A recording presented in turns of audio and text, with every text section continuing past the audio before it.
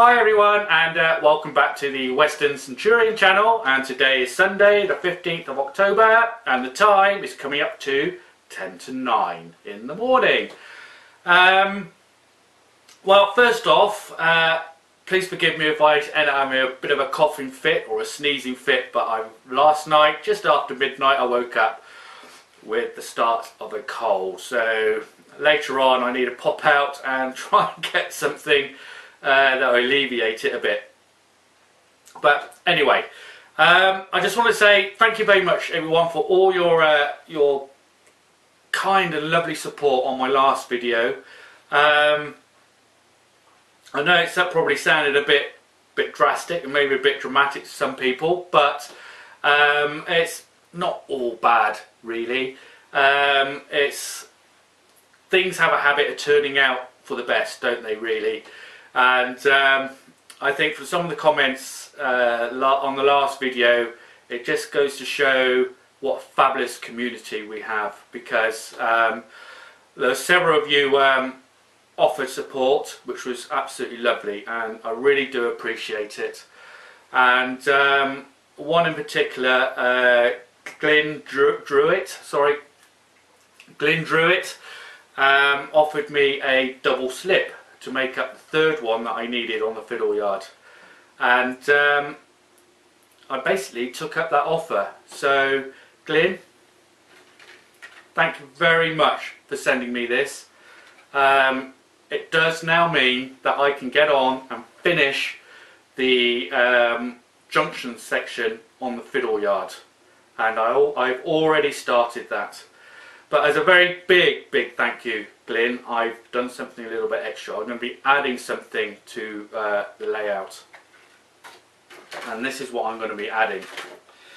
I'm going to name that junction after you, so it's going to be called the Glenn Drewett junction, and I think I know just the right place to stick this so it can be seen when we go around showing other videos as the layout progresses. So yes, that section of the fiddle yard is going to be named the Glenn Drewett junction. Absolutely wonderful, and I really do appreciate it, Glenn. And the laminated calendar you sent me, that will be going up on the notice board in here, and Debbie has one in her office as well. Okay, so Glenn, thank you again. That was really kind of you. And in a minute I'll take you around and you can see exactly whereabouts I'm going to put that double slip. I've also started, you can't see it obviously, but over there I've started getting all my locos and rolling stock out, ready to sort through and decide on exactly what I want to keep and what I can sell to help fund the layout. It's surprising, isn't it, actually, how you actually discover things that you bought ages ago but never used, and once you bought it you put it away and never saw it again. So it's been quite enjoyable to actually start seeing some of the things I have, particularly some of the rolling stock I've forgotten all about. Now what I've got over there is only what was in the garage. I've still got the stuff that was up in the house to bring down, but I've been really busy the last week or so, so I haven't had the time to do that. And I'd already started my loco roster a while ago, so I've got a list of most of the locos and rolling stock that I have, but I need to go through all of these again and the ones in the house when I bring them down, and just put those down. And what I do with them is that obviously I put the details of the loco in. Actually, I might, hopefully up here you might be able to see a section of the spreadsheet that I do. I only do it in Excel, make it myself. Really easy to do, and any of you could do it as well if you wanted.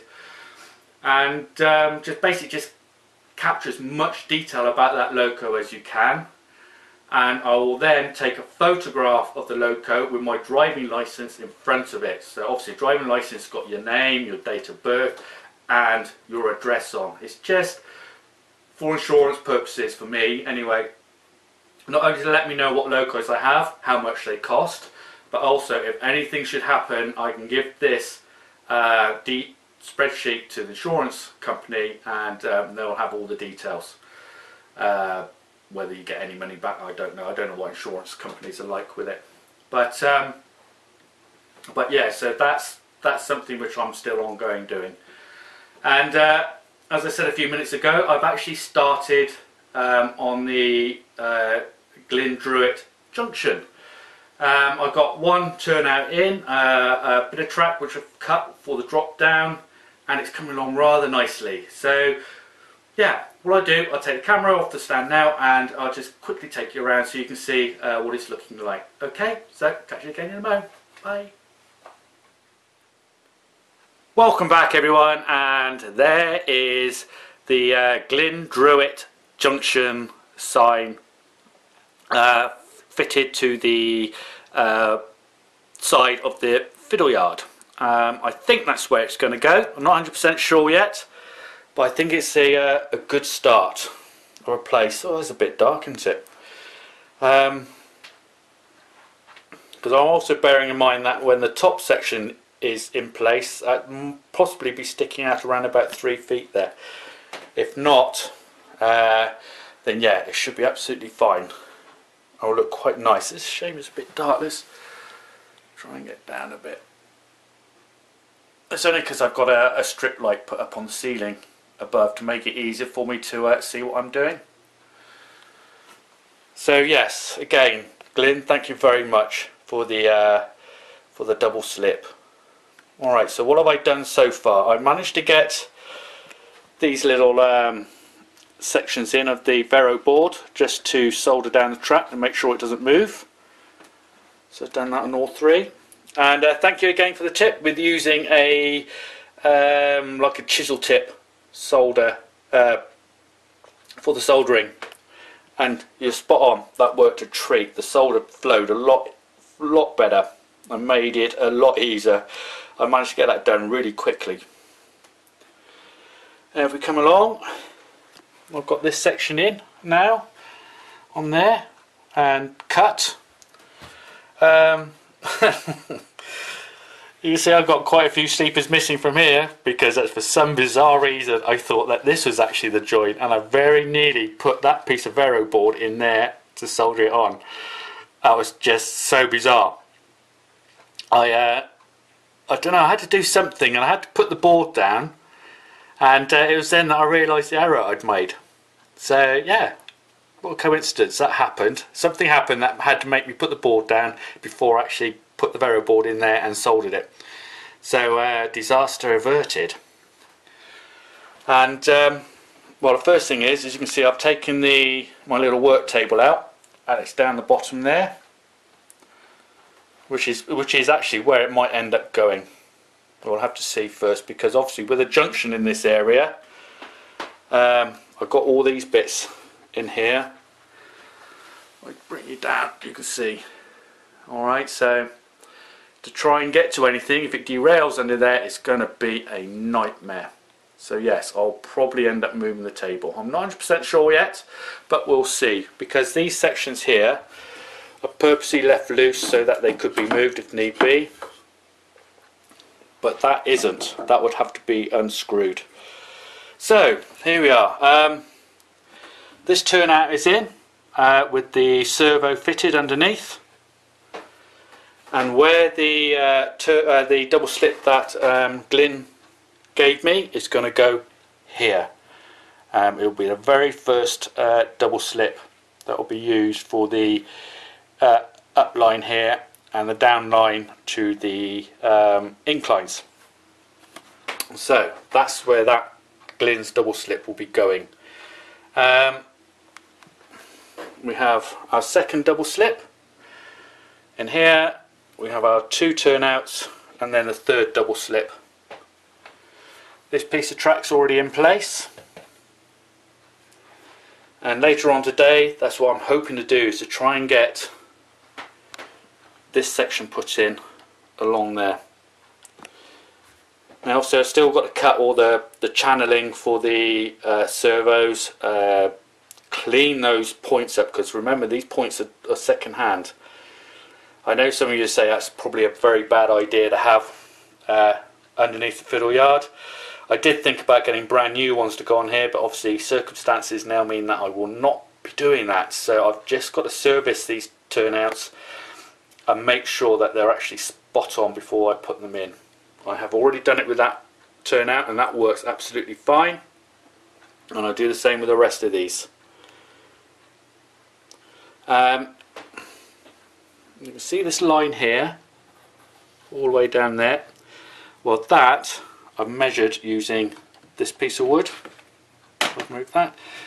Now that just tells me where the wood for the baseboard rests on, so I can see how far from the wall. So obviously if I drill down through into there, I'll just go straight into a piece of wood underneath. Now I've done it so I can keep the trap far enough away so I can put the droppers in all the way down, and again when I come to put turnouts in up near here, I can still fit the servo underneath without any problems. I had to make sure of that. This piece of conduit here, or for putting cables in, that's what I've used to measure the distance from the end of the sleeper to that line there. So this will be the end of the sleeper of the next lot of track. As I bring you can see here, so that's the gap between that sleeper and that sleeper. That's my chosen distance. That way I know that everything will clear each other as they pass, and I shouldn't get any problems at all. I know I could have it a lot closer than that, but I just wanted to try and play safe, shall we say. I've really no idea what I'm going to do with this yet. Because all I'm concentrating on at the moment is getting this section of track done. Sorry, let's stand here. This section, that section, and this section, because with the double slit that Glenn gave me, I can now get all of this done, all in place and set up. I now want a return onto the fiddle yard loop, which will be here, which will come from the sidings. Again, don't know how I'm going to do that yet, but when I get to this section I'll be able to figure it all out, and I know exactly what I have to do it with. Okay, so yeah, that's pretty much it that I've been doing today. Oh, here you go, look, that's everything there. That's all the locos that are in the garage and the rolling stock, which I need to go through. Alright, so you all have a lovely Sunday, and hopefully I'll get another update video done next week. Oh, you can see me. Hello. Yeah, so I'll see you again next weekend with a bit of luck. Okay, so bye bye.